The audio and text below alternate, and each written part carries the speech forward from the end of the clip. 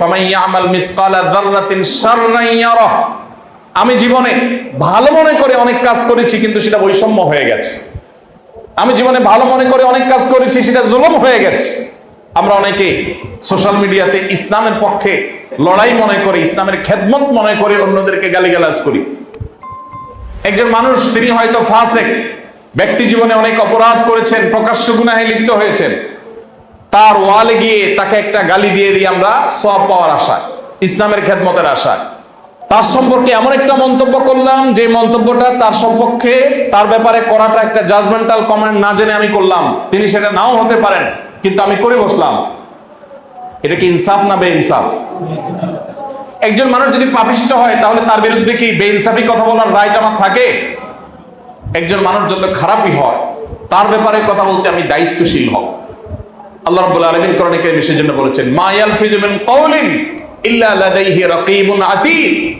মুসলিম তো সে, যে কোনো কথা বলতে গেলে তার বিবেকে উপস্থিত হয়ে যায় আয়াত যে তোমার মুখ থেকে এমন কোন শব্দ বের হয় না যেটা আল্লাহর সংরক্ষণকারী ফেরেশতারা সংরক্ষণ করেন না। সো তোমার প্রতিটি কমেন্ট, প্রতিটি পোস্ট, প্রতিটি রিঅ্যাক্ট, প্রতিটি কথা, এটা হয় মিজানে তোমার নেকামলের পাল্লা উঠবে, আর না হলে বদামলের পাল্লায় উঠবে। আজ আমাদের সমাজের দিকে যদি আমরা তাকাই, যে যতটুকু পাওয়ার পায় সে ততটুকু পাওয়ার দিয়ে মানুষকে জিম্মি করার চেষ্টা করে। একজন মানুষ, তার অন্য কোনো পাওয়ার নাই, তিনি শুধুমাত্র এক টেবিল থেকে অন্য টেবিলে ফাইলগুলো আনা নেওয়ার কাজ করেন। এক্ষেত্রেও তিনি অনেক বড় ক্ষমতাধর হিসাবে নিজেকে প্রতিষ্ঠিত করে ফেলেন, যে ফাইল কাটটা আগে নেব, কাটটা পরে নেব, কাটটা উপরে রাখবো, কাটটা নিচে রাখবো, কাটটা সরায় রাখবো, কাটটা সামনে রাখবো, এটা আমার হাতে, অতএব এটা দিয়ে আমি কিছু কামাই করার, কিছু রোজগার করার চেষ্টা করি।